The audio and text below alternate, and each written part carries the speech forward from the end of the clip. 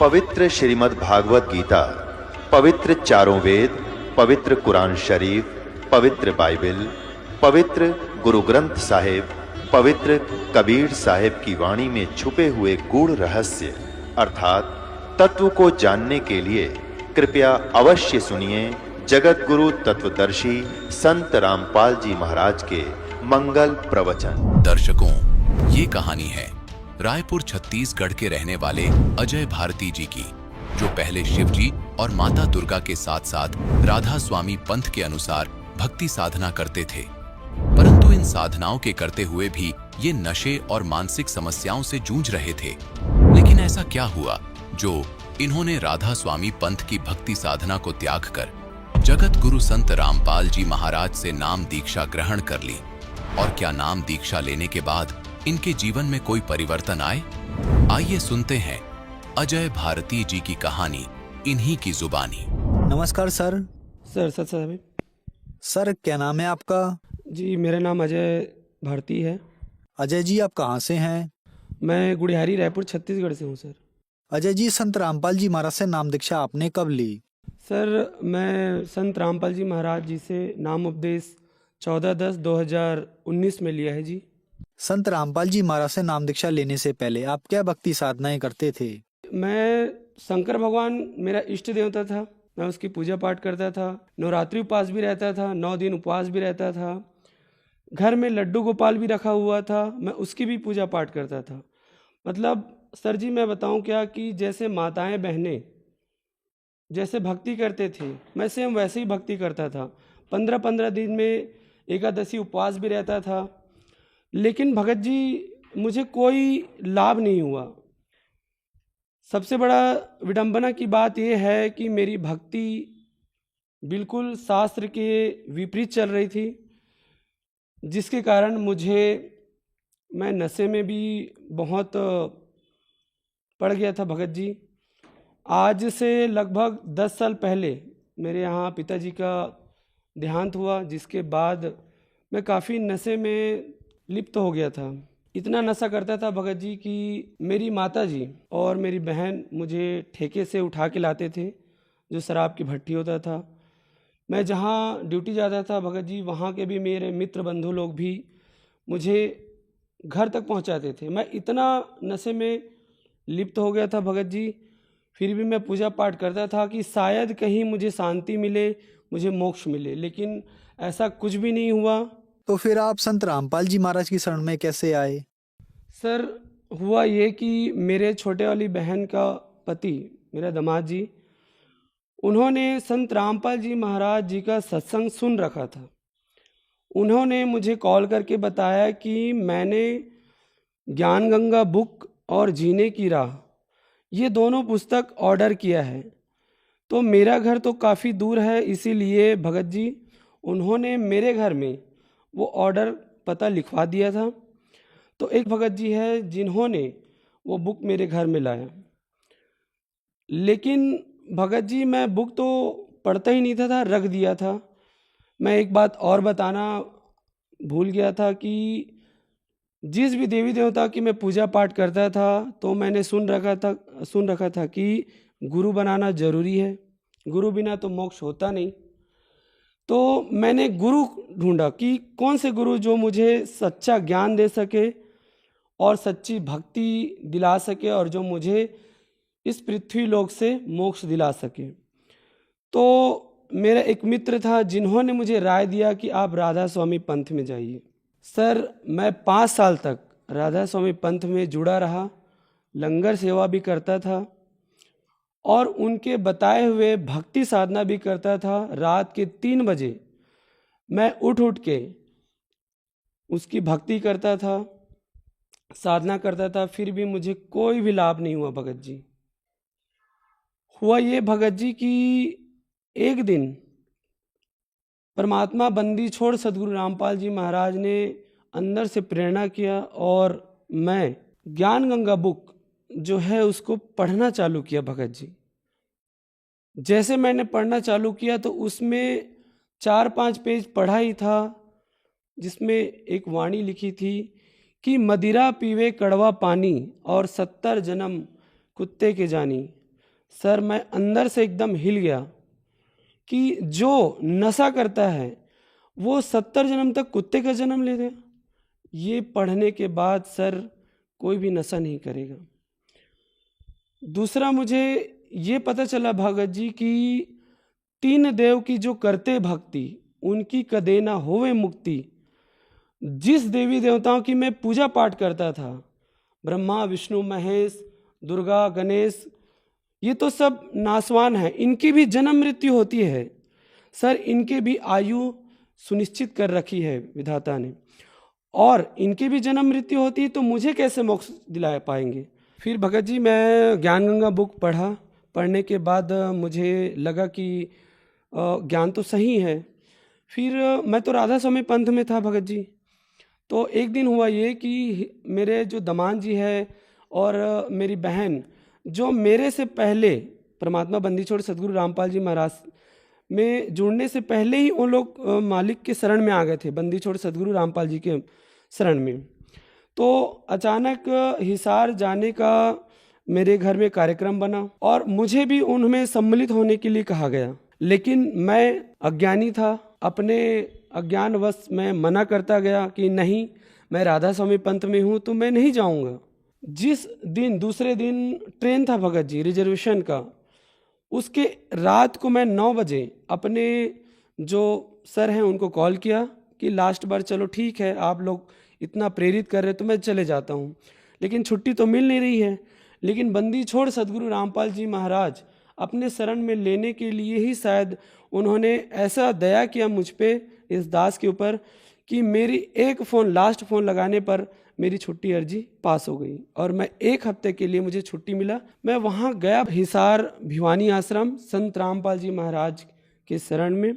जैसे ही मैं आश्रम के दहलीज को पार करके अंदर गया भगत जी, वहाँ का नज़ारा देख के कि वहाँ जितने भी बहनें थी, माई थी, भाई लोग थे, उनका व्यवहार, सत साहब जी आप यहाँ बैठिए जी, सत साहब जी, वहाँ का आदर सम्मान और भक्ति साधना देख के भगत जी मैं अंदर से इतना गदगद हो गया।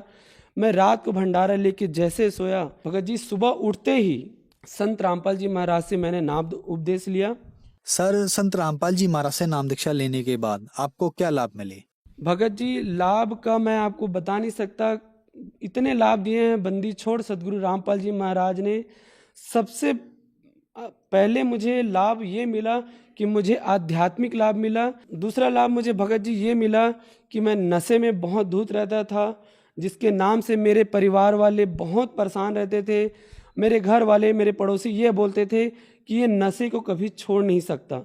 लेकिन बंदी छोड़ सदगुरु रामपाल जी महाराज के शरण में आने के बाद, उनकी भक्ति विधि करने के बाद भगत जी मैं नशा तो क्या, जो सामने वाला भी नशा करता है तो उसको भी मना करते हैं कि नशा करना बहुत गलत चीज़ है। दूसरा लाभ मुझे ये हुआ भगत जी कि नशा करने के से मुझे पैसे मेरे पास इकट्ठा होता नहीं था भगत जी, मैं पैसे को बर्बाद कर देता था। और हम लोग 15 साल से रेंट में रहते थे भगत जी। मालिक की दया इतनी हुई कि पैसा इकट्ठा होना भी चालू हुआ, और आज के समय में बंदी छोड़ सदगुरु रामपाल जी महाराज के शरण में आने के बाद मैं खुद का घर, मालिक के दया से 40 लाख का हमारा घर बना है भगत जी। तीसरा लाभ हो मैं ये हुआ सर कि मेरी माता जी को कैंसर हो गया था। एक बात बताना मैं भूल गया भगत जी कि मैं हॉस्पिटल लाइन में वर्क करता हूँ, मैं एक वार्ड बॉय हूँ, और 4 साल मैंने कैंसर वार्ड में भी ड्यूटी किया है। तो मुझे पता है भगत जी कि एक कैंसर मरीज को किस तरह से ट्रीट किया जाता है, और उसमें 2 प्रकार से ट्रीट होता है भगत जी। पहला तो कीमोथेरेपी होता है, दूसरा रेडियोथेरेपी होता है। इन दोनों थेरेपियों से मरीज की स्थिति इतनी खराब हो जाती है कि क्या बताएं भगत जी। हम लोग डर गए थे कि माता जी का कैंसर बताया गया, डॉक्टर ने कहा कि ऑपरेशन करना पड़ेगा। तो हमने कहा कि ऑपरेशन करने से क्या होगा, तो उन्होंने कहा कि ऑपरेशन करने से शायद जान बच सकती है। लेकिन हमने जैसे जांच कराया भगत जी, तो डॉक्टर ने साफ मना कर दिया कि माता जी का उम्र ज़्यादा हो चुका है, हम लोग ऑपरेशन नहीं करेंगे, ऐसे ही आपको ज़िंदगी भर तक आपकी माँ को दवाई खानी पड़ेगी। भगत जी, चूँकि मैं हॉस्पिटल लाइन में हूँ तो मुझे पता है कि माता जी का जो कैंसर था वो 3rd स्टेज में था। डॉक्टर ने भी स्पष्ट बता दिया था, तो डॉक्टर ने मना कर दिया कि ऑपरेशन नहीं करेंगे, आप जितना दिन तक अपनी माँ को घर में ले जा सकते हो, जितना दिन जिंदा रह सकते हैं उतना दिन उसको घर में रखो, 3rd स्टेज का कैंसर है। तो भगत जी, हमने अपने भगत भाइयों से पूछा, तो अब भगत भाई ने बताया कि परमात्मा बंदी छोड़ सदगुरु रामपाल जी से अरदास लगाई। हमने बंदी छोड़ सदगुरु रामपाल जी महाराज से अरदास लगाई। अरदास में परमात्मा बंदी छोड़ सदगुरु जी का आदेश आया कि बेटा आप ऑपरेशन एक बार करा के देखो, मालिक दया करेंगे। मैं बताऊं क्या सर, जैसे हम लोग परमात्मा का आदेश आया, हम लोग हॉस्पिटल गए और ऑपरेशन कराया। भगत जी, 1 रुपया का भी दवाई माता जी को खाना नहीं पड़ा, और जो डॉक्टर कैंसर है बताते थे वही डॉक्टर के मुख से हमने ये सुना भगत जी कि ये चमत्कार कैसे हो गया, ये तो कैंसर था, वो भी 3रा स्टेज का। तो रिपोर्ट तो निगेटिव आया। भगत जी, बायोप्सी के लिए बॉम्बे भेजा जाता है टुकड़े को, वहाँ से रिपोर्ट आया बिल्कुल निगेटिव आया। तो ये लाभ हुआ भगत जी हमें। और 5वां लाभ भगत जी ये हुआ कि मेरी पत्नी है, उनको बवासीर हो गया था। तो हमने तो जान लिया था कि परमात्मा बंदी छोड़ सदगुरु रामपाल जी से अरदास लगाने मात्र से, उनके आदेश से ही बड़ा बड़ा कैंसर का बाप भी ठीक हो जाएगा। तो ये तो छोटी बीमारी है। हमने अरदास लगाया बंदी छोड़ सदगुरु रामपाल जी महाराज से। परमात्मा बंदी छोड़ सदगुरु देव जी का आदेश आया कि भक्ति करो, सब ठीक हो जाएगा। भगत जी, 1 रुपया का भी दवाई नहीं खाना पड़ा और वो बवासीर जड़ से खत्म हो गया। सर, संत रामपाल जी महाराज से नाम दीक्षा लेने के बाद आपको बहुत सारे लाभ मिले। हम आपसे एक बात पूछना चाहेंगे कि आप देवी देवताओं की बहुत ज्यादा पूजा करते थे। संत रामपाल जी महाराज के बारे में यह कहा जाता है कि संत रामपाल जी महाराज देवी देवताओं की पूजा छुड़वाते हैं, क्या ये बात सही है? बिल्कुल गलत बात है भगत जी।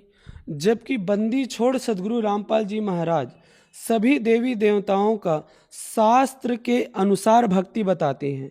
जो भी भगवान के हम पूजा पाठ करते हैं उनका भक्ति शास्त्र के अनुसार, वेदों के अनुसार हमें कैसे करना चाहिए, ये परमात्मा बंदी छोड़ सदगुरु रामपाल जी महाराज बताते हैं। इसका उदाहरण ये है भगत जी कि जैसे हम आम का पेड़ लगाते हैं, आम के पेड़ में अगर हम पत्ते में पानी डालेंगे तो हमको फल नहीं मिलेगा, लेकिन बंदी छोड़ सदगुरु रामपाल जी महाराज हमें जड़ में पानी डालने का विधि बताते हैं। मतलब ये है कि हमें शास्त्र के अनुसार जिस भी देवी देवताओं की हमें साधना करना चाहिए वो बताते हैं भगत जी। संत रामपाल जी महाराज से नाम दीक्षा कैसे ली जा सकती है? बंदी छोड़ सदगुरु रामपाल जी महाराज की इतनी दया है भगत जी कि बहुत सारे चैनलों में परमात्मा का बंदी छोड़ सदगुरु रामपाल जी महाराज का सत्संग आता है, जिसमें पीली पट्टी चलती है भगत जी सर जी। और उस नंबर में आप फ़ोन करके आपके आसपास के क्षेत्र में जहाँ भी बंदी छोड़ सदगुरु रामपाल जी महाराज का आश्रम है, नामदान केंद्र है, वहाँ आपका पता लगा के उनसे आप संपर्क कर सकते हैं। मालिक बंदी छोड़ सदगुरु रामपाल जी के दया मेहर से सर जी इस पूरे विश्व में 500 से ज़्यादा नाम दीक्षा केंद्र है, जहाँ आपकी जानकारी मिलेगी, आप वहाँ जाके नाम दीक्षा ले सकते हैं जी। धन्यवाद सर। सत साहिब जी। दर्शकों, अभी आपने सुने संत रामपाल जी महाराज से दीक्षा प्राप्त करके सुखी हुए भक्त के अनुभव।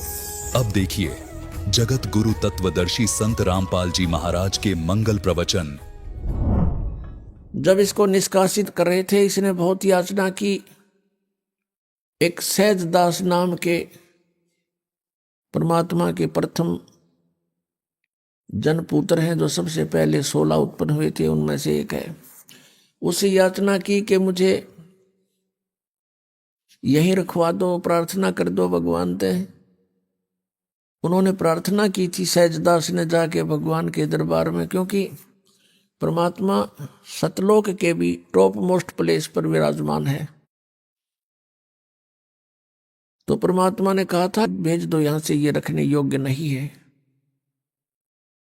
तब सहजदास ने आके कह दिया कि मैं तो अर्ज करी अनुरागी, अब तुम विषय लोक जाओ भड़वागी। ये वहां से चल पड़ा तो हमारे परमात्मा से प्रतिशोध ले रहा है कि उसकी आत्माओं को इतना सता दूं, ये तौबा बोलती रहे और वो दुखी रहे। ये इतना शैतान है जिसको हम भगवान मानते थे, ये ब्रह्म है। यहां ये ब्रह्म नाम से प्रसिद्ध है। जैसे गीता जी अध्याय नंबर 15 के श्लोक नंबर 16 और 17 में 3 पुरुष बताए, 3 प्रभु, एक सरपुरुष एक अक्षर पुरुष। सरपुरुष तो ये ब्रह्म है, अक्षर पुरुष ये परब्रह्म है। संतों की वाणी में एक पारब्रह्म शब्द है, वो पारब्रह्म परब्रह्म के लिए नहीं। पार माने सबसे पार, सबसे लास्ट वाला, टॉप मोस्ट, यानी सुप्रीम गॉड। तो ये अक्षर पुरुष ये परब्रह्म है और इनका शरीर ये सभी नाशवान है, जीवात्मा किसी की नहीं मरती। 15वें अध्याय के 17वें श्लोक में कहा कि उत्तम पुरुष है तू अन्य। उत्तम पुरुष यानी पुरुषोत्तम श्रेष्ठ परमात्मा तो कोई और है, समर्थ, और वही तीनों लोकों में प्रवेश करके सबका धारण पोषण करता है। वो अविनाशी परमात्मा है, उसको परमात्मा कहते हैं। फिर 15वें अध्याय के 18वें श्लोक में ये कहता है कि मैं तो इसलिए पुरुषोत्तम प्रसिद्ध हो गया कि मेरे अंतर्गत जितने प्राणी हैं उनसे मैं उत्तम, उनसे श्रेष्ठ हूं, उनसे तगड़ा हूं। जो 21 ब्रह्मांड में है ये मेरे से कम शक्ति के हैं, मैं इनसे ज्यादा शक्ति वाला हूं, इसलिए मैं पुरुषोत्तम प्रसिद्ध हो रहा हूं। लोक वेद के आधार से, दंत कथाओं से मैं पुरुषोत्तम नहीं। पुरुषोत्तम तो 17वें श्लोक में बता दिया, वो कोई और है। तो ऐसे ये काल जो है यहां पर ये ब्रह्म नाम से प्रसिद्ध हो रहा है, लेकिन ये ब्रह्म नहीं है। ब्रह्म मीन परमात्मा, लेकिन यहां पर ब्रह्म ये प्रसिद्ध हो गया, ब्रह्म कहलाता है। इसलिए उस कंप्लीट गॉड को, उस पूर्ण परमात्मा को डिफाइन करने के लिए ये तीनों बताने पड़ गए, ब्रह्म, परब्रह्म और परम अक्षर ब्रह्म। अब उसको परम अक्षर ब्रह्म बोलना पड़ा ग्रंथों के अंदर। तो पुण्यात्माओं, अपनी जानकारी आप ही परमात्मा देने के लिए आते हैं। और परमेश्वर ने बताया था कि वेद मेरा भेद है, मैं ना वेदन के माही, और जौन वेद से मैं मिलूं ये वेद जानते नहीं। परमेश्वर ने कहा था कि वेद मेरा ही भेद है, मेरी जानकारी दे रहे हैं, और मैंने ही सारी सृष्टि रची है, इस ब्रह्म की उत्पत्ति भी मैंने ही की है। तो उस जानकारी को देने के लिए परमात्मा यहां स्वयं सतलोक से गति करके आते हैं। ये परमात्मा प्रत्येक युग में आते हैं। सतयुग में परमेश्वर का नाम सत सुकृत रहता है। त्रेता में मुनिंदर नाम से परमात्मा प्रकट होते हैं।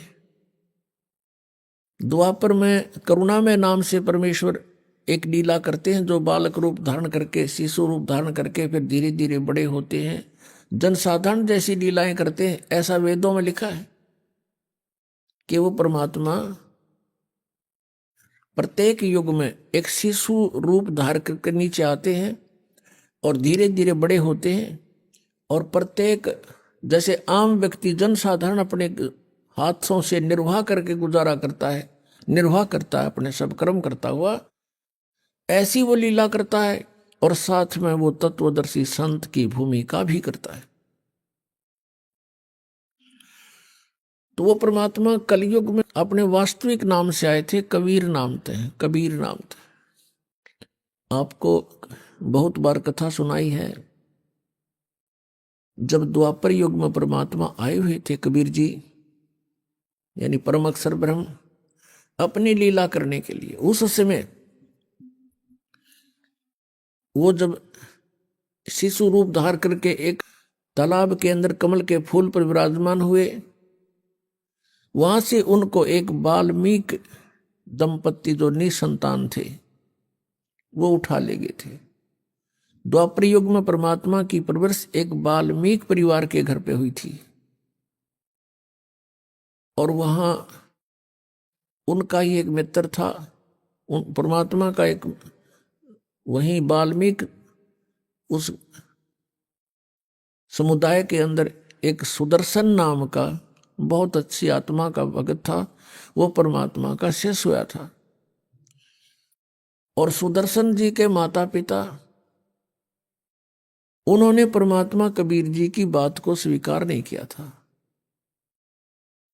सुदर्शन जी बहुत अच्छे परमात्मा को अच्छी तरह समझ चुके थे, अपने माता पिता से भी बहुत बार प्रार्थना करते थे, लेकिन बात यह आ जाती है कि घर का जोगी जोगड़ा बाहर का जोगी सद, क्योंकि वो उसी कॉलोनी में रहे भगवान, वाल्मीकि के घर में जन्म, तो उसको भगवान मानना हंसी खेल नहीं, बिना ज्ञान के भगवान की पहचान हो नहीं सकती। वो नहीं माने, उसके माता पिता शरीर छोड़ गए, लेकिन भगवान से उपदेश नहीं लिया। तब सुदर्शन जी के जाने का समय आया, तब परमात्मा वहां पहुंचे कि सुदर्शन सतलोक की तैयारी है बेटा, अग्जिक की तैयारी है। आपने ज्ञान ऐसा दे दिया, इसे गंदे लोक में फिर पैर फंस गया तो दाता क्यों करीब सूत में नहीं आओगी। ठीक है बेटा, एक बात बता, तेरी कोई इच्छा तो नहीं है, क्योंकि इच्छा सबसे बड़ी दुश्मन है इस जीव की, वापस ला फंसाओगी। सुदर्शन जी ने कहा कि प्रभु कोई इच्छा नहीं दास की, आपने ज्ञान ऐसा दे दिया। कुछ देर के बाद कहता, भगवान एक प्रार्थना है इस दास की, मेरे माता पिता बहुत ही अच्छी आत्मा के थे, बहुत ही नेक थे, हे परमात्मा उन्होंने आपका नाम नहीं लिया, हे दाता वो इस काल के जाल में फंस गए, और मेरी एक थोड़ी सी प्रार्थना आपसे, उचित समझो तो प्रभु स्वीकार करना, उनको पार करना प्रभु, किसी जन्म में उनको पार करना। अब परमात्मा ने सोची यू भी फंसेगा, अब यू भी रहेगा यहाँ पर, मुश्किल से एक निकालन की सोची थी काल के जालते, यू भी फंस गया, यह भी कमजोरी ये है।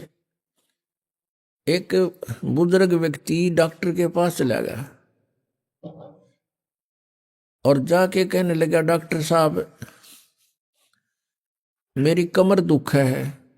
डॉक्टर ने देखा अस्थि पिंजर सा रह बूढ़ेगा, वो कहने लगा, बाबा यह कमजोरी है, वीकनेस है ये शरीर में। फिर कहता मैं खड़ा होता हूं तब चक्कर आता है। डॉक्टर बोला कमजोरी है, मेरी पिंडी भड़के हैं, मेरी पिंडियों में दर्द होता है, पिंडलियों में। डॉक्टर बोला कमजोरी है। अब इस बात पे वो बूढ़ा नाराज हो गया, ने बोला तू डॉक्टर है गम चक्कर, एक के बाद जाने कमजोरी है कमजोरी है कमजोरी है। अब वो डॉक्टर ने बोला बाबा यह भी कमजोरी है, क्योंकि कमजोर आदमी ने गुस्सा गना आवे, तो यह भी कमजोरी है, कमजोरी के कारण गुस्सा आएगा आपको। तो परमात्मा ने जान लिया कि यह भी कमजोरी है, बोल रहा सुदर्शन में, बिल्कुल तैयार हो लिया, और यह इच्छा बीज फिर रख दिया काल ने। परमात्मा कहते हैं इच्छा दासी जम की, या खड़ी रहे दरबार, और पाप पुण्य दो वीर हैं, या सतखसमी नार। अब जैसे हमने यहां से चलना है, हम पुण्य कर रहे हैं, पुण्य अति आवश्यक है, और ये पुण्य एक ऐसा आपका जहाज बनेगा साथ में, क्योंकि सब सहयोग होता है मंत्र का भी। जहां तक इस पुण्य का काम है, ये पुण्य वहां तक आपको मदद करेगा, लेकिन वहां जाकर इस पुण्य की तरफ नहीं देखना आपने, क्योंकि वहां चलने के बाद जहां अकाउंट होता है वहां खड़े रहते हैं दूत काल के, और नो कहेंगे अगर तेरी तो बहुत कमाई है, ओहो तू तो भाई, आप तो जो है ना ऐसे विष्णु लोक में देवता बन सकते हो, आप तो ब्रह्म लोक में ऐसे बन सकते हो, आप तो 10 जन्म तो इंद्र के पा सकते हो, ये पुण्य के कारण। तो वहां आपने ये पुण्य भी नहीं रखना, ये पुण्य भी हमारा दुश्मन वहां होगा, यहां नहीं, यहां तो आपकी बहुत हेल्प करेगा। तो वहां जाकर ये पुण्य की तरफ भी आपने नहीं देखना, कामना ना बनना। कहते इंद्र दा राज कागदा बेस्टा ना भोगा इंद्राणी नू। इतनी हेट हो जाए यहाँ के लोग की के वहां इंद्र बन गया फिर गधा बनेंगे आकर के। ये बातें याद रखने की है। परमात्मा ने सोचा कि ये बालक भी रह गया यहीं पर, क्योंकि परमात्मा का और काल का एक वार्तालाप होया था। तब इस काल ने परमात्मा अपने पुत्र के रूप में खड़े थे वहां पर, वो समझ नहीं सका कि ये भगवान है या सहजदास है या जोग जीत है। कभी परमात्मा किसी रूप में आ जाते हैं, कभी किसी के रूप में। तब उसने कहा था कि 3 युगों में जीव कम ले जाना प्रभु। 3 युगों में, सतयुग त्रेता द्वापर में कम जीव ले जाना, और चौथा युग जब कलयुग आवे तब तव शरण जीव बहु आवे। ऐसा वचन हर मोय दीजे, तब तुम गवन संसार ही कीजिए। तो 3 युगों में जीव कम ले जाना और चौथे युग में कितने ही जीव ले जाना, ऐसा प्रतिज्ञा परमात्मा से ले ली थी। भगवान ने कह दिया था ठीक है, पर मैं परमात्मा भी जान थे कि ये 3 युगों में ये भक्ति को नहीं करें, क्योंकि सतयुग त्रेता द्वापर में अच्छी आत्माएं होती हैं, मजबूत शरीर होता है, पिछले पुण्य साथ होते हैं, और कोई भी साधना वो कर रहे हैं उनको पिछले पुण्यों से लाभ होता ही रहता है। तो ये सोचते रहते हैं कि जो साधना मैं कर रहा हूँ वही, उसी से मुझे पुण्य हो रहा है, ये लाभ हो रहा है।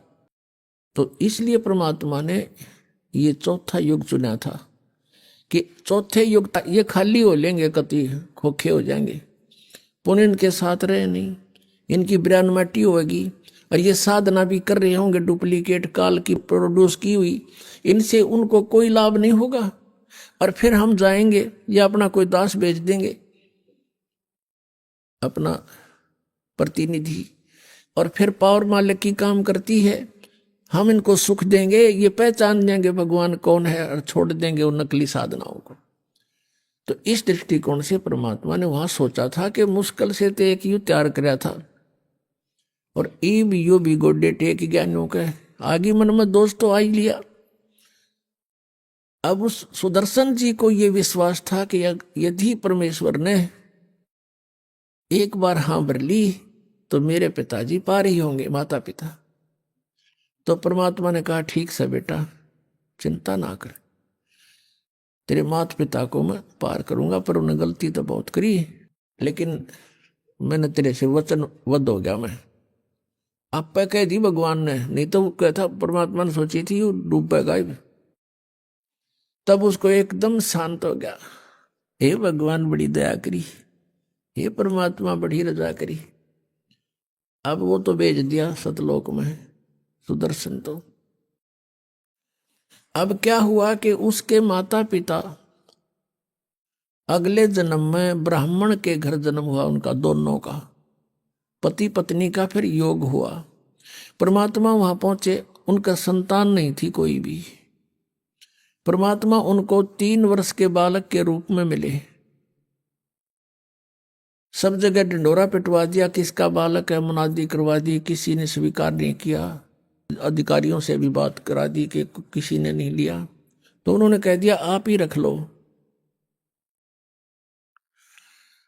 अब 3 वर्ष का बालक, और उनको न्यू कहे।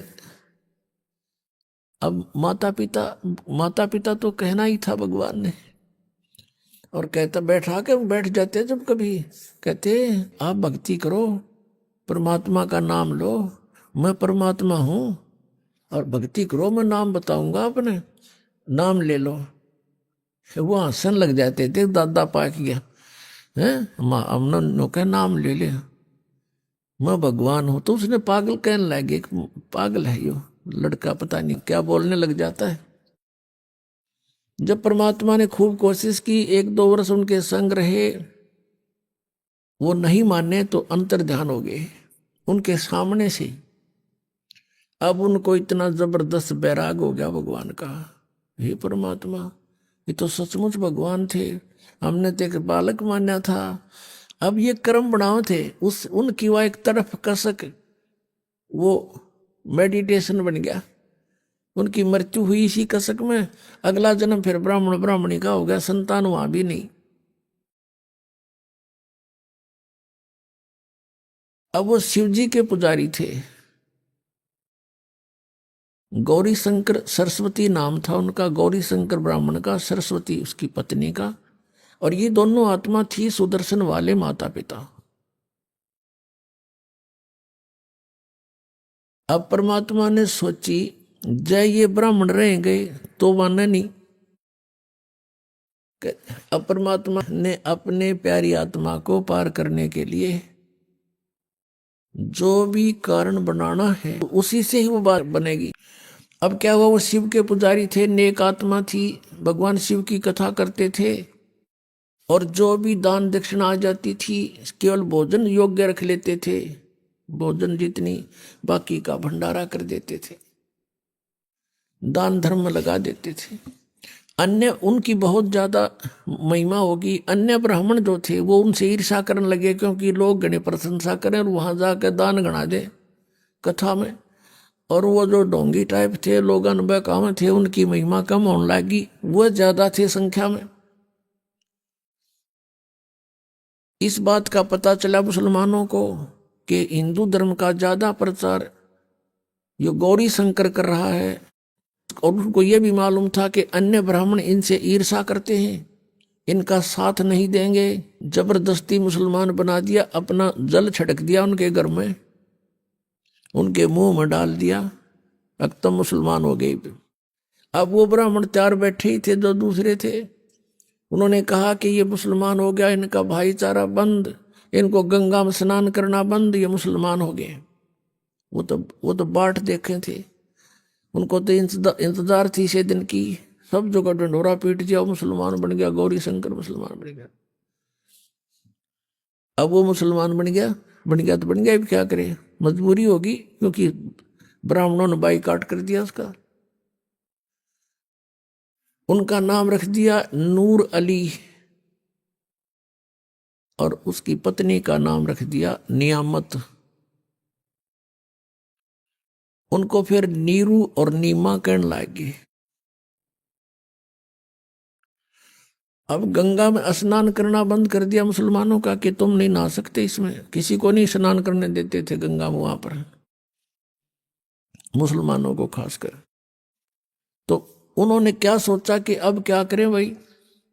गौरी शंकर सरस्वती ने, नीरू नीमा ने विचार किया कि पहले तो रोजी रोटी चल रही थी कथा करने से, फिर उन्होंने सोचा भाई ऐसा कौन सा आसान कार्य है जो बिना पैसे के शुरू हो सके, हमारे पास पैसा तो है नहीं। तो उन्होंने फिर कपड़ा बुनने का काम सोचा। उसमें कुछ नहीं करना, एक 4 लठ गाड़ने होते हैं, 4 खुट्टे से बस लकड़ी काट लाओ जंगल बात। तो वो कार्य शुरू कर दिया, और इतनी नेक आत्मा थी फिर भी उनका जो मेहनताना आता था, दोनों की रोटी से जो बच जाता था, हफ्ते 10 दिन में भंडारे में लगा देते थे, यानी पुण्य करते थे। उनको संतान नहीं थी। पुण्यात्माओं, समाज के अंदर हम ऐसी कुरीतियां भर चुके हैं कि आधे से ज्यादा हम उनसे दुखी हैं। संत मते के अनुसार, परमात्मा के विधान अनुसार, ठीक है संतान भगवान देता है, वो हमारा संस्कार है और उन संस्कार को हमने भोगना है। लेकिन परमात्मा की शरण में आप भी आओ और बच्चा ने भी ला दे, तो फिर परमात्मा के वीटो पावर्त है। पूर्ण परमात्मा के पास, कबीर भगवान के पास एक ऐसी शक्ति है कि वो हमारे संस्कारों को चेंज कर सकता है। अन्य भगवान ब्रह्म पर ब्रह्म यहाँ तक कोई नहीं कर सकता, ना ब्रह्मा विष्णु महेश कर सकते। हमारा एक दूसरे से लेन देन है, इसलिए हम यहाँ फंसे हुए हैं। एक लेवा एक देवा दूतम, यहाँ कोई किसी का पिता नहीं पूतम, ऋण संबंध जुड़ा एक ठाठा, अंश में से 12 बांटा। जब सुखदेव ऋषि अपनी मां के गर्भ में 12 वर्ष रहे थे, जब बाहर आए आते ही उठकर चल पड़े, अपनी और नाल को कमर पर डाल ली। और जब व्यास जी ने कहा था अरे बेटा मुंह तो दिखा दे, पीठ करके चल पड़ा। अरे 12 वर्ष तेरी इंतजार करी, पुत्र मोह में व्याकुल हो गए व्यास जी, और कहा एक बार शकल तो दिखा दे मेरा बेटा। तो सुखदेव दूसरी तरफ मुंह किए हुए कहता है कि ऋषि जी ना जाने कितनी बार तू मेरा बाप बन लिया, ना जाने कितनी बार मैं तेरा बाप बन लिया। ये तो बूंदी बीमारी है, कट्टन दे मेरा रोग। यूं कहकर आकाश में उड़ गया, इसलिए संस्कार से सिद्धि थी उसमें। तो उस समय कहा था सुखदेव ने कि एक लेवा एक देवा दूतम, और कोई किसी का पिता नहीं पूतम। यहाँ तरण संबंध जुड़ा एक ठाठा, अंश में सब 12 बांटा। यह एक कथा है, बिल्कुल सच्ची समझो इसको। 2 भाई थे, पिता ने पहली शादी करवाई, उससे एक पुत्र उत्पन्न हुआ, वो पत्नी मर गई। दूसरी शादी कराई, उससे दूसरा पुत्र उत्पन्न हुआ। वो पिता के एक के संतान थे, माताओं के 2 के थे। उनकी एज में भी काफी डिफरेंस था। पिता की मृत्यु होगी, बड़े भाई का विवाह हो गया। छोटा भाई जब 10-1 वर्ष का था अस्वस्थ हो गया, इलाज करवाना चाहा, 10-20 हजार 2,000 रुपये लगाए, स्वस्थ नहीं हो पा रहा था। तो दोनों ने पति पत्नी ने मिलकर सोचा, उस बड़े भाई ने और उसकी पत्नी ने, कि आधी संपत्ति का हकदार है, सबको पता है मरने वाला है, बीमार बहुत है, क्यों पैसे व्यर्थ करते हो, इसको विष दे देते हैं या विष का इंजेक्शन लगवा देते हैं। एक सलाह बन गई, क्यों बुरे काम में जल्दी बात बने है, एक राय हो जाती है। तो एक डॉक्टर से बात करी, उसने कहा कि तू ऐसे ऐसे कर दे, इसके इंजेक्शन लगा दे या कोई औषधि दे दे विष की, ट्रीटमेंट आपसे चल ही रहा है। तो उसने कहा मैं 500 रुपये लूंगा, और 500 रुपये दे दिए। उस समय के 500 रुपये। कहने का भाव यह है कि उस लड़के की मृत्यु होगी।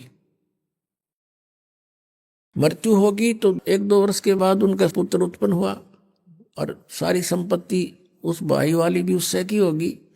तो उस बच्चे को खूब लाडते, खवावें प्यावें, खूब गिने दिनों में 15-16 वर्ष का हो गया। 15-16 वर्ष का हो गया तो उसका विवाह कर दिया। विवाह होते ही वो लड़का बीमार हो गया, वो लड़का अस्वस्थ हो गया, और उसके इलाज में, ट्रीटमेंट में संपत्ति बेच दी, घर में पैसा था वो सारा ला दिया, लेकिन वो स्वस्थ नहीं हो रहा। एक दिन वो बैठा, उसका पिताजी और लड़का चारपाई पे अंतिम सांस गिने था। तब उस लड़के ने कहा कि भाई साहब मेरी कफन की तैयारी कर ले, और लकड़ियों की। तब उसने सोचा कि इस लड़के का इतना अस्वस्थ दिमाग हो गया कि मुझे पहचान नहीं रहा। उसने कहा बेटा मैं तेरा पिताजी हूं। वो कहने लगा मुझे पता है तू मेरा पिताजी नहीं, तू मेरा भाई है। तुझे याद होगा आपका एक छोटा भाई था अखां, और उसको तूने कैसे मारा था? विष दे के, और मैं ही वो हूं, और तेरे पुत्र रूप में जन्म लिया मैंने। अब भाई साहब मेरा हिसाब बराबर हो गया, जितनी मेरी संपत्ति तूने हड़पी थी वो सारी ले ली, सारी खर्च हो रही मेरे ऊपर। अब लकड़ियों के और कफन के पैसे शेष है, और इनकी तैयारी करना चला। तब उसने पूछा कि भाई बात तेरी सारी सच्ची है, सही मैंने जुल्म किया तो मेरे आगे आगी एकलौता पुत्र है, और आगे होने की आस नहीं, मेरा कुल नाश हो गया। मैंने जैसा किया मुझे तो भोग मिल गया। भाई भगवान का न्याय, बड़ी अच्छी बात, मुझे मिलना चाहिए था दंड। परंतु ये जो तेरी पत्नी है, इसने क्या जुल्म कर दिया बेचारी ने। ये अब तेरे मरने के बाद इसको जिंदा जलावेंगे, सती प्रथा थी वहां पर। अब इसने क्या जुल्म किया? उसने पूछा वो डॉक्टर कहाँ है? कि वो डॉक्टर भी तेरे मृत्यु के 2 वर्ष बाद अचानक मर गया। तब उसने कहा कि ये वही डॉक्टर है जो मेरी पत्नी बनकर आई है। अब यह जलेगी और नहीं तो और क्या होगा इस पाप आत्मा का। तो यहाँ इन बातों को पुण्यात्माओं आपने अपने हृदय में जचाना पड़ेगा। जैसे गीता जी अध्याय नंबर 7 के श्लोक नंबर 29 में गीता ज्ञानदाता कहता है कि उस तत्ब्रह्म को जानकर और सारे अध्यात्म ज्ञान को जानकर सब कर्मों से परिचित होकर प्राणी केवल जरा और मरण से छूटने का ही प्रयत्न करता है। वो यहाँ किसी वस्तु की डिमांड नहीं रखता। जरा माने बुढ़ापा, मरण मीन मृत्यु। तो पुण्यात्माओं हमने सब कर्मों से परिचित होना है। एक समय एक गुरु शिष्य चले जा रहे थे। एक मछियारा मछली पकड़ रहा था और उनको पकड़ पकड़ के जाल भर भर के बाहर डाल रहा था। वो तड़प तड़प के मर रही थी। तब शिष्य ने पूछा, गुरुदेव इस अपराधी प्राणी को क्या सजा मिलेगी? गुरुदेव ने कहा, बेटा आजा फिर बताऊंगा, समय आने पर उत्तर दूंगा तुझे। कुछ 5-7 वर्ष के बाद, 8 वर्ष के बाद दोनों गुरु शिष्य जा रहे थे, जंगल से गुजर रहे थे, वन से। वहां एक हाथी का बच्चा उछल कूद करता करता 2 पेड़ों के बीच में फंस गया। बहुत निकट निकट थे। निकलने की चेष्टा की लेकिन नहीं निकल पाया। निकलने की चेष्टा करने में उसकी सारी खाल छुल गई। वो निकलते आया बाहर, लेकिन इतना लाचार हो गया, वो गिर गया। उसके सारे शरीर में कीड़े पड़ गए, कीड़े, और वो बुरी तरह चिल्लाहट मार रहा है, चिल्ला रहा है। अब उस शिष्य ने पूछा, गुरुदेव इस प्राणी ने ऐसा कौन सा जुल्म कर दिया? देखो कितने कीड़े पड़े हुए इसके शरीर में, चिल्ला रहा है। तब गुरुदेव ने कहा, बेटा जो मछियारा आपने देखा था, प्रश्न पूछा था मेरे से, एक मछियारा मछलियां पकड़ रहा था। आपने पूछा था कि इसको क्या दंड मिलेगा? कहने लगे कि ये वही अपराधी है, हाथी की जूनी में आदि जितनी मछलियां थी वो इसको नोच नोच कर इसका मांस खा रही है, ये कीड़े बन के। तो पुण्यात्मा परमात्मा कहते, तुमने उस दरगाह का मैल नहीं देखा, धर्मराज के तिल तिल का लेखा। हम फिर अपने उसी प्रसंग पर आते हैं।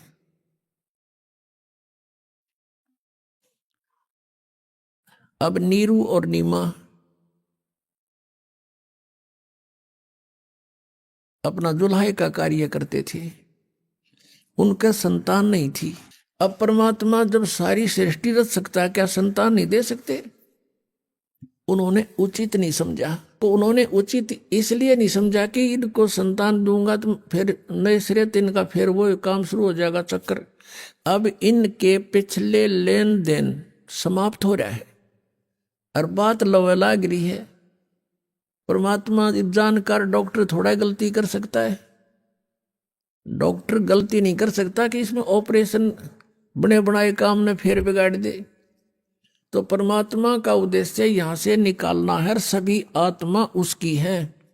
हम तो अपने सुख के लिए बेटे न रोए हैं कि बड़ा हो के कमावो हैं और ये मुझे सुख दे, फलाना करो। और वो बालक बीमार हो जाए 6 महीने और अच्छी खूब तो पैसे लगे, 1 साल में सारा परिवार न्यू कहे भगवान इसने ठा ले, इसका अच्छा था, देखा नहीं जाता, घना दुखी हो रहा है। और परमात्मा जो फैसला करता है वो बिल्कुल सही करता है। तो संसार के विचारों से और आध्यात्मिक मार्ग में बहुत अंतर है। इसलिए कहते हैं जगत और भगत का बैर बना रहता है, विरोध होता है। विरोध का कारण यही है कि संसार की बातें अपने सतर की है और भक्तों की आध्यात्मिक मार्ग की बातें होती हैं।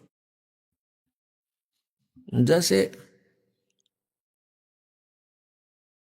बहुत से ऐसे प्रमाण हैं कि आध्यात्मिक मार्ग में कहते हैं वहां तो दंडवत प्रणाम करते हैं, वहां तो ऐसा करते हैं, लंबे लेटते हैं। अब इस तरह की बातों को संसारिक लोग पसंद नहीं करते क्योंकि उनको ज्ञान नहीं। हमारा घीसा गल है, हम तो जो करें आनंद आता है, हमारे पुण्य बढ़ते हैं, अहंकार खत्म होता है। ये दुश्मन जो हमारे जीव का दुश्मन है अहंकार, इस तरह का होता है। तो समाज तो सोचता है जिसका संतान नहीं होता निकम्मा आदमी, कर्महीन, इसकी शकल भी नहीं देखनी चाहिए। ये काल की प्रेरणा, लोक वेद है। और भगवान के मार्ग में वो बहुत पुण्यकर्मी प्राणी है। देखो पुण्यकर्मी तो वो भी है जिन नाम ले लिया, उनके संस्कार एक दूसरे पुत्र पुत्री में है तो भी अच्छी बात है। सब उस परमात्मा की आत्मा है, सबको लगा दे भगवान के चरणों में। अब संस्कार जो हैं हल्के हो जाएंगे, परमात्मा अपने सतर से अपनी पावर से ठीक करेगा उनको, तो वो हमारे आसानी से सुलझ जाएंगे और इससे जीवन में काम निपटा देंगे। आपका भी संतान है उसका भी, और जिनका संतान नहीं है वो तो बना बनाया काम है उनका। तो देखो ये नहीं है कि भी संतान भगवान नहीं दे सकते, दे सकते हैं, लेकिन उनको संतान नहीं दी इसलिए नहीं दी कि ये फिर इस 84 के कोल्लू में फिर जुड़ जाएंगे। उनके लिए स्वयं चले गए बालक बन के उस अपने भगत की प्रतिज्ञावश। अब दूसरी बार परमात्मा ने जो लीला वो करते हैं, वो लीला की। लगभग 60 वर्ष से ज्यादा आयु होगी थी नीरू और नीमा की, संतान कोई नहीं थी उनकी, और उनका गंगा में स्नान करना बंद कर दिया था। अब वो प्रतिदिन स्नान अवश्य करते थे क्योंकि ब्राह्मण कुल में जन्म था, जिस कारण से उनके संस्कार ऐसे थे, नहा धो के खाना खाना। तो वहां एक लहर तारा नामक तालाब था, लहर उसका तारा नाम था। लहर तारा इसलिए बोलते थे कि गंगा का जल वर्षा के दिनों में एक लहरों के द्वारा ऊपर का उछल कर एक बहुत बड़े सरोवर का रूप धारण कर लेता था, जैसे ये सामने आप देख रहे हैं। अभी आपने सुने संत रामपाल जी महाराज के मंगल प्रवचन। आइए अब सुनते हैं संत रामपाल जी महाराज से नाम दीक्षा लेकर सतभक्ति करके अद्भुत लाभ प्राप्त करने वाले अनुयायी के विचार। दर्शकों, व्यक्ति के जीवन में कभी कभी ऐसे हालात आ जाते हैं जहां उसके लिए सही और गलत का निर्णय कर पाना बड़ा ही कठिन हो जाता है। एक ऐसी ही कहानी है जौनपुर उत्तर प्रदेश के रामजी मौर्य की, जो हिंदू धर्म में प्रचलित सभी साधनाओं के साथ साथ मदनपति पंथ में बताई जाने वाली साधनाएं भी करते थे। परंतु ऐसा क्या हुआ जो इन्होंने मदनपति पंथ की सभी साधनाओं को त्याग कर संत रामपाल जी महाराज की शरण ग्रहण कर ली। आइए सुनते हैं राम जी की अद्भुत कहानी उन्हीं की जुबानी। नमस्कार सर। सत साहिब। सर क्या नाम है आपका? राम जी मौर्य। सर कहाँ से हैं आप? ग्राम रानीपुर, तहसील मड़ियाहूँ, जिला जौनपुर, यूपी। सर संत रामपाल जी महाराज से नाम दीक्षा आपने कब ली? 1 मई 2014। सर संत रामपाल जी महाराज से नाम दीक्षा लेने से पहले आप क्या भक्ति साधनाएं करते थे? सर जी, समाज में जो फैली ये साधनाएं हैं, जो भक्ति मार्ग है, इसी अनुसार चलते थे। और जो मतलब कि दुख था, दुख के कारण जो है कि अनेक संतों के पास जो बताए मार्ग उसके अनुसार चलते थे। जैसे सत्य साईं बाबा हैं और जो है कि अन्य जो हमारे यहाँ जोशी हैं, तमाम जानकार लोग हैं, इनसे संपर्क में जाता था अपने दुख के निवारण के लिए, लेकिन कहीं दुख का निवारण नहीं होता था। इस नाते जो है मैं मतलब कि विश्वास हट गया था, इधर से आध्यात्मिक मार्ग से लाभ नहीं मिल रहा था, तो मैं बौद्धिस्ट हो गया था नास्तिक तौर पे। तो बौद्ध धर्म से भी जुटा रहा काफ़ी दिन। फिर उसके बाद घर परिवार में काफ़ी मतलब विवाद और ज़मीन से विवाद को उलझ गए, जिसमें काफ़ी डिस्टर्ब हो गए। उसी कारण जो है कि हम जो है कि इतना मतलब फ्रस्ट्रेट हो गए थे कि हम जो है कि ऐसे बाहर चले गए, जो है कि बॉम्बे, मतलब कि वहाँ कुछ करने धरने या मतलब अपने आप को सेट करने के लिए। तो वहाँ मैं गया तो हमारे एक रिलेशन के लोग थे, उनके यहाँ मैं पहुँचा तो उनकी एक पुस्तक रखी थी, भक्ति सौदागर का संदेश। उसके बाद फिर वहाँ से मैं पुस्तक जब पढ़ा तो मुझे लगा उसमें इतना अद्भुत ज्ञान और ऐसा ज्ञान जो उसमें ये हो रहा है, उसमें लिखा है कि कबीर साहब परमात्मा है। तो इस बात को लेके मैं बड़ा जो है कि हमारे अंदर जिज्ञासा बनी, कह रही आज तक तो ऐसा ज्ञान किसी ने बताया नहीं कि कबीर साहब परमात्मा है। ये तो हाई स्कूल इंटर में निबंध लिखा जाता था, लेकिन कबीर साहब परमात्मा आज तक तो बताया ही नहीं गया। तो इस बिंदु पे हमें काफ़ी जानकारी तो मिली और उसमें काफ़ी अच्छा ज्ञान समझ में आया। लेकिन फिर लगा कि जो हमारे यहाँ कबीरपंथी हैं, जो हमारे आसपास लोग हैं, क्या ये भी तो परमात्मा के भक्त हैं। तो इसलिए मैं उस पुस्तक को पढ़ के इतना तो समझ गया था कि कबीर साहब भी पूर्ण परमात्मा हैं, ये समझ में आ गया था। और उसमें जितनी बातें लिखी थी उस ज्ञान आधार पे, उसको भी मन में था कि इसको मिलाऊंगा, देखूंगा कि सत्य क्या है। तो ये 2009 का बात था, 2010 में। उसके बाद मैं बॉम्बे से घर आया फिर जब यहाँ आया तो यहाँ जो है कि हम जो हमारे यहाँ कबीर पंथी, ये जो मदनपति पंथ है, ये जो हमारे यहाँ जो कि इनका मूल आश्रम है, मतलब कि जौनपुर ज़िले में बड़ैया गद्दी है, यहीं से पूरे भारत में इनका संचालन है। इनके बहुत छोटे छोटे बड़े आश्रम हैं।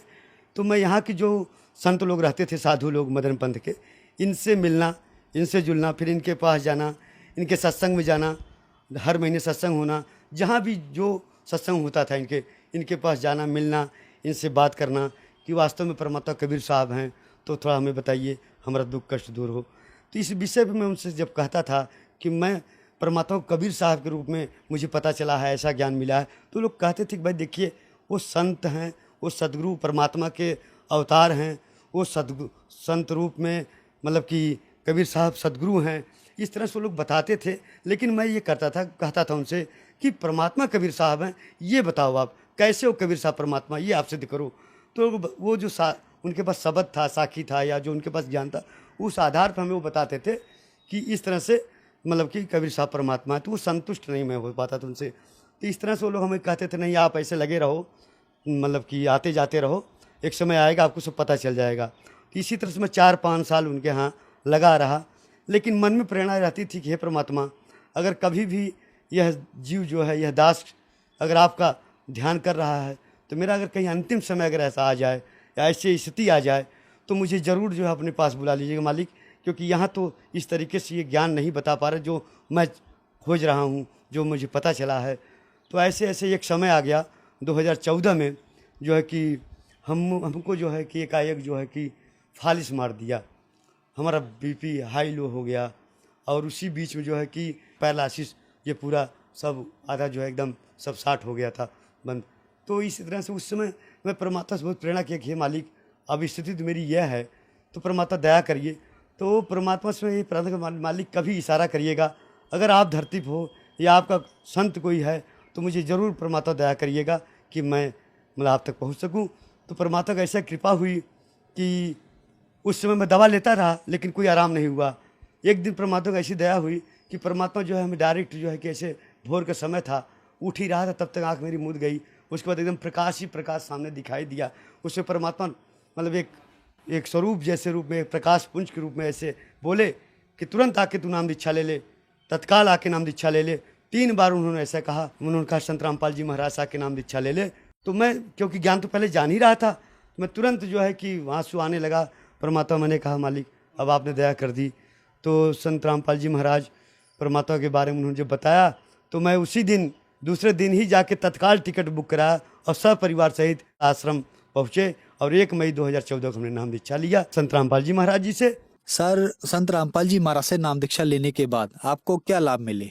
जी, पहली बात तो ये जो हमें ये फालिस हो गया था या पैरालिसिस हो गया था, ये हमारा बिना दवा के ठीक हो गया। उसके बाद हमें ब्लड प्रेशर लो होना, एकाएक बढ़ जाना, ये समस्या बहुत थी, ये मालिक की दया से ठीक हो गया, परमात्मा सतगुरु संत रामपाल जी के आशीर्वाद से। उसके बाद सर में ये चोट मुझे लगा हुआ है, अभी भी चिन्ह है, इसमें कोई भयानक बीमारी हो रही थी जो कि हमें नहीं पता था, बचपन में लगा था। ये बहुत दर्द होता था, 2-3 दिन 4 दिन इसका दवा लेने पे आराम नहीं होता था। तो इस तरह से ये दर्द मेरा गायब हो गया। अब चाहे जिस रूप में ये बन रहा होगा मालिक जाने, परमात्मा उसको ठीक कर दिया, पूर्ण रूप से शरीर को स्वस्थ कर दिया। इस तरह से हमें लाभ मिला। इस तरह से सबसे बड़ा लाभ तो ये मिला कि जो मनुष्य जन्म मुझे मिला है, आज जो परमात्मा की खोज थी, वो परमात्मा को पता मिल गया। मनुष्य जन्म मेरा सार्थक हो गया कि आज इस जीवन में जो मनुष्य मिला है, इसको हम परमात्मा को मतलब कि जान गए, पहचान गए, और हम अपने घर जा सकते हैं, ऐसा लाभ मिला। एक घटना उसे बताना चाहूँगा कि मैं ऐसे आ रहा था बाइक से, और सामने जो एक हेलमेट लगाया हुआ था, हेलमेट थोड़ा सा नीचे साइड में था, तो वो सड़क जो है बहुत ख़राब थी, तो धूल मतलब उधर उड़ रहा था। इस कारण मैं थोड़ा सा ऐसे कर लिया, तो आगे सामने दिखाई नहीं दिया। अब जैसे मैं सामने हेलमेट किया, सर उठाया, तो देखा सामने जो ट्रक वो आ रही है। तो बीचों बीच कोई विकल्प नहीं था, मात्र 5 फीट की दूरी। मतलब कि उस समय मैंने जो मैं उस समय इसके पहले थोड़ा दूर पहले ही परमात्मा मुझे प्रेरणा किया था कि सतनाम जाप करो, ऐसा मैं कर रहा था उस समय।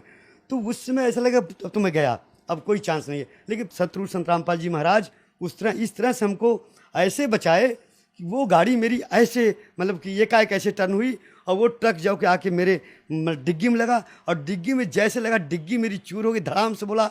और मुझे पता नहीं, जब मैं मतलब कि 5 मिनट बाद देखा तो मैं एकदम गाड़ी मेरी साइड में खड़ा हूँ और डिग्गी चूर हो गई, और वो गाड़ी आगे वाला जाके खड़ा हो गया, ट्रक वाला।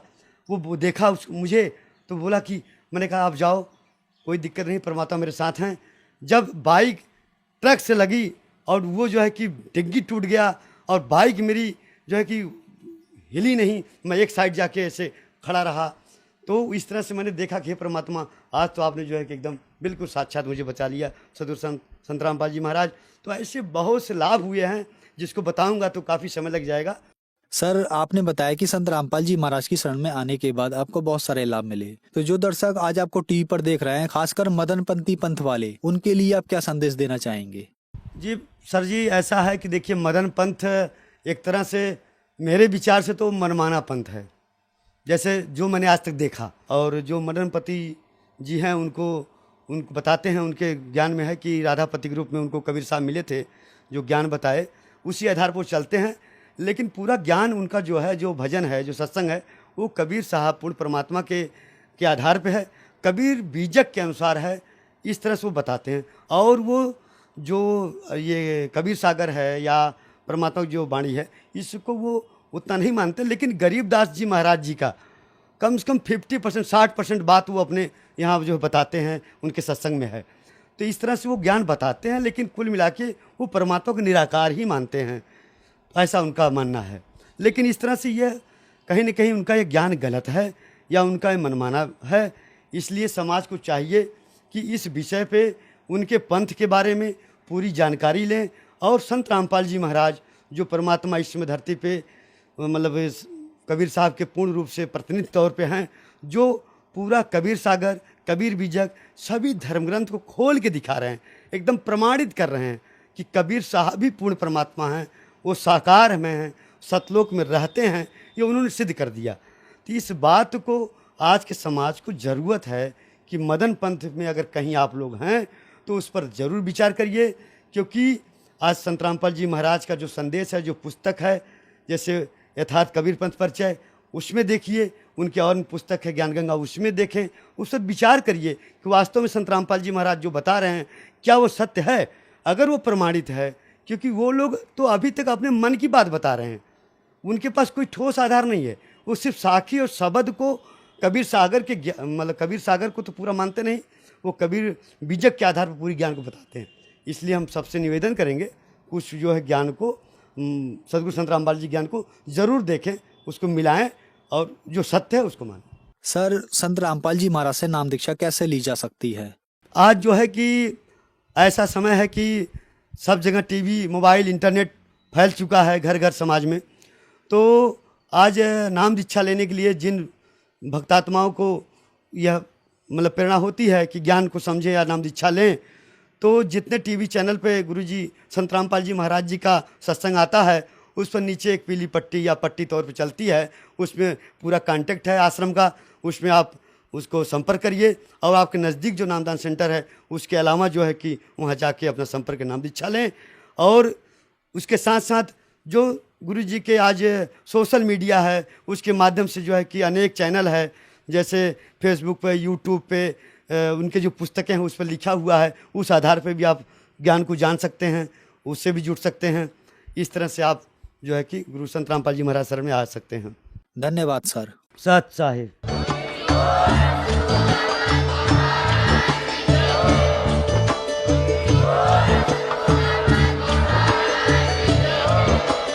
आप सुन रहे थे जगत गुरु तत्वदर्शी संत रामपाल जी महाराज जी के मंगल प्रवचन। अधिक जानकारी के लिए विजिट कीजिए हमारी वेबसाइट www.jagatgururampalji.org। संत रामपाल जी महाराज जी के शुभ आशीर्वाद से पूरे विश्व भर में 500 से भी ज्यादा नाम दीक्षा केंद्र हैं, जिन पर संत रामपाल जी महाराज जी द्वारा ऑनलाइन निशुल्क नाम दीक्षा दी जा रही है। अपने नजदीकी नाम दीक्षा केंद्र का पता करने के लिए संपर्क करें 8222880541।